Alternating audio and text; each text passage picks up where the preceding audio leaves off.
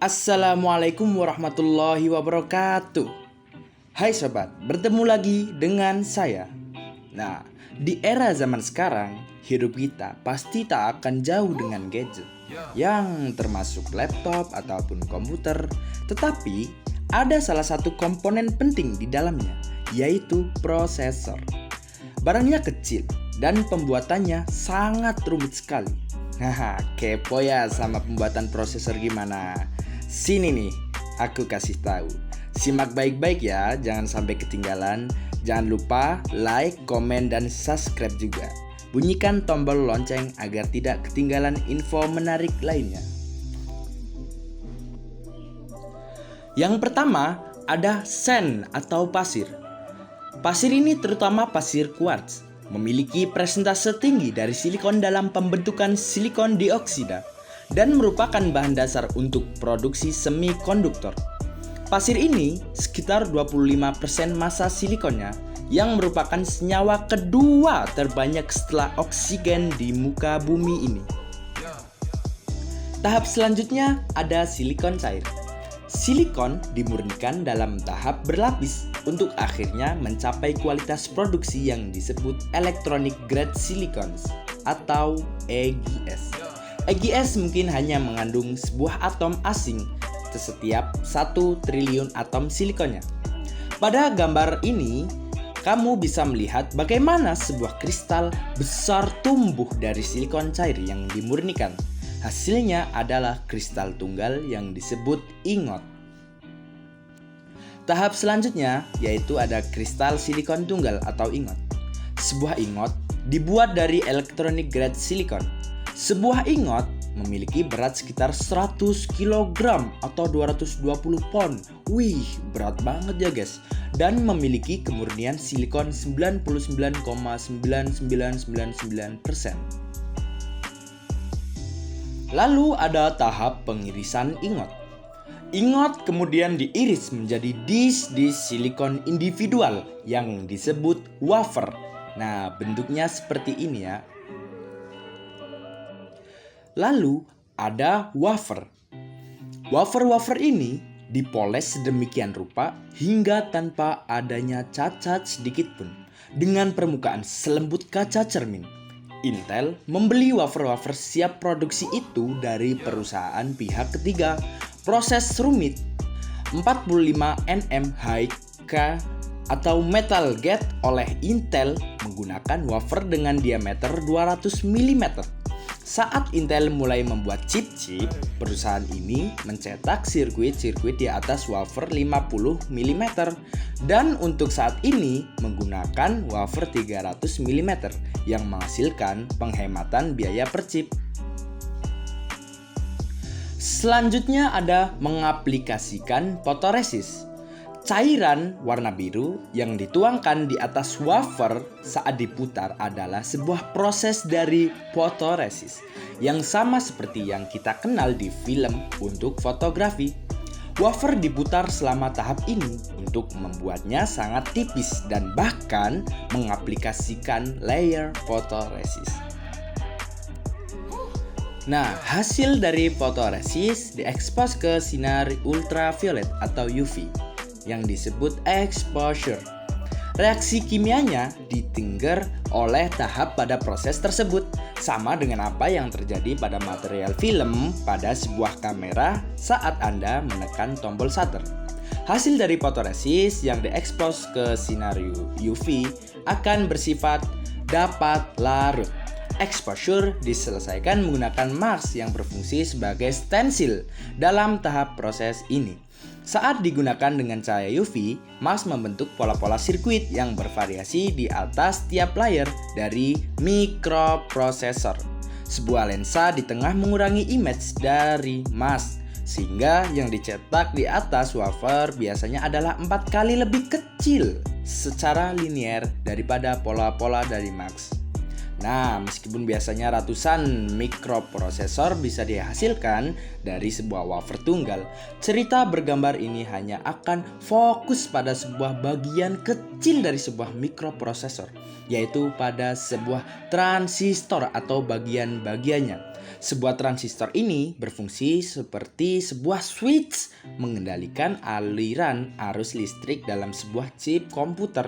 Peneliti-peneliti di Intel telah mengembangkan transistor yang sangat kecil sehingga sekitar 30 juta transistor dapat diletakkan pas di kepala sebuah peneliti.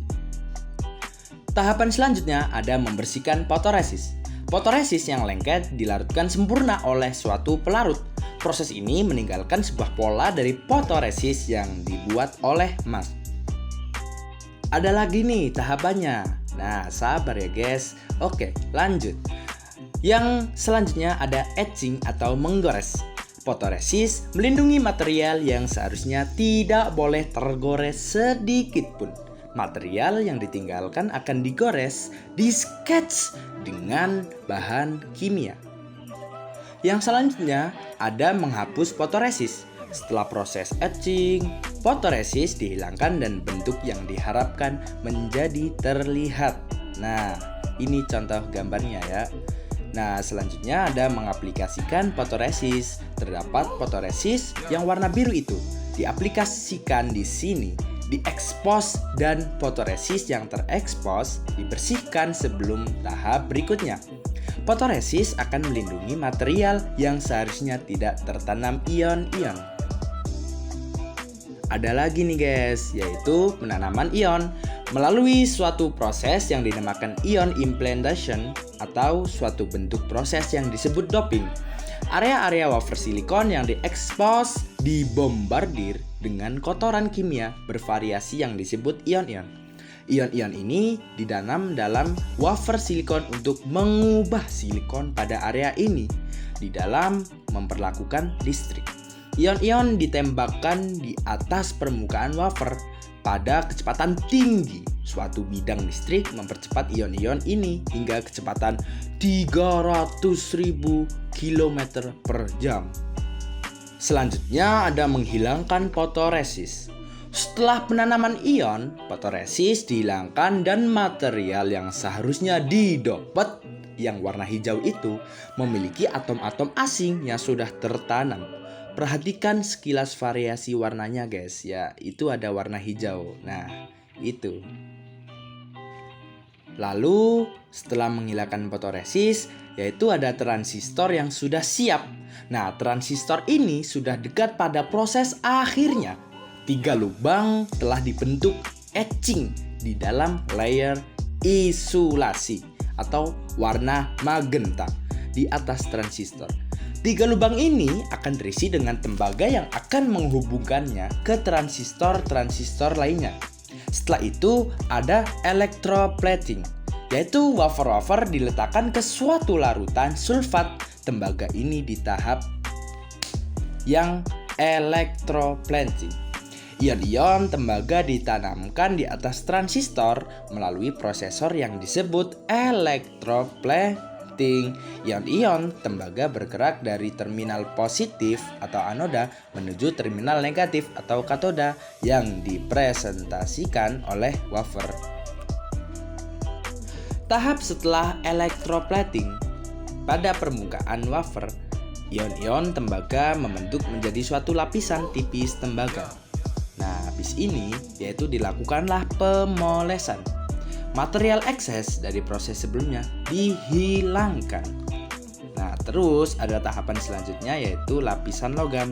Lapisan-lapisan metal dibentuk untuk interkoneksi seperti kabel-kabel di antara transistor-transistor.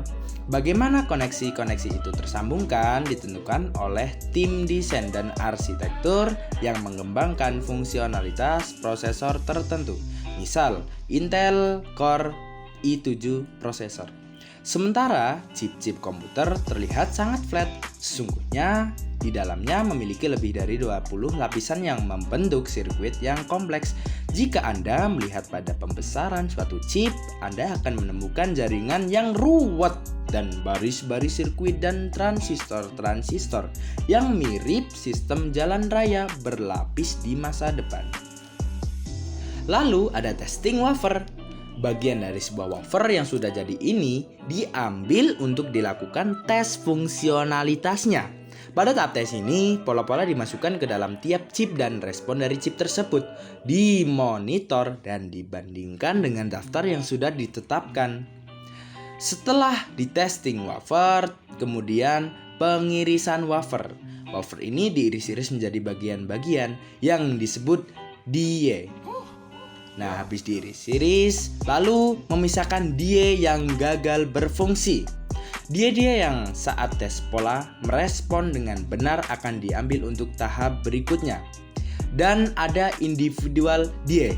Ini adalah die tunggal yang telah jadi pada tahap sebelumnya atau pengirisan. Die yang terlihat di sini adalah die dari sebuah prosesor Intel Core i7. Kemudian ada packaging. Bagian dasar, die, dan head spreader digabungkan menjadi sebuah prosesor yang lengkap. Bagian dasar berwarna hijau membentuk interface elektris dan mekanis bagi prosesor untuk berinteraksi dengan sistem komputer atau PC. Head spreader berwarna silver berfungsi sebagai pendingin atau cooler untuk menjaga suhu optimal bagi prosesor. Nah, ini sudah jadi guys ya. Ini bentuk prosesornya. Nah, ini termasuk prosesor Intel Core i7. Sebuah mikroprosesor adalah suatu produk paling kompleks yang pernah dibuat di muka bumi ini. Faktanya, dibutuhkan ratusan langkah, hanya bagian-bagian paling penting saja yang ditampilkan di gambar ini, yang dikerjakan di suatu lingkungan kerja terbersih di dunia, sebuah lab mikroprosesor. Dan ini adalah tes terakhir prosesor yang dinamakan class testing. Selama tes terakhir ini, prosesor-prosesor yang akan dites untuk key karakteristik mereka, diantaranya tes pemakaian daya dan frekuensi maksimumnya. Setelah diadakan class testing, ada binning, yaitu berdasarkan hasil tes dari class testing, prosesor dengan kapabilitas yang sama dikumpulkan pada transporting trace yang sama pula. Oke guys, jadi seperti ini bentuk retail packaging. Prosesor-prosesor yang telah siap dan lolos tes akhirnya masuk jalur pemasaran dalam satu kemasan book. Oke, ini adalah bentuknya prosesor. Dan tadi penjelasan saya semoga bermanfaat untuk kalian. Dan di sini saya pamit undur diri. Semoga kita bisa belajar bersama dan meraih ilmu bersama-sama.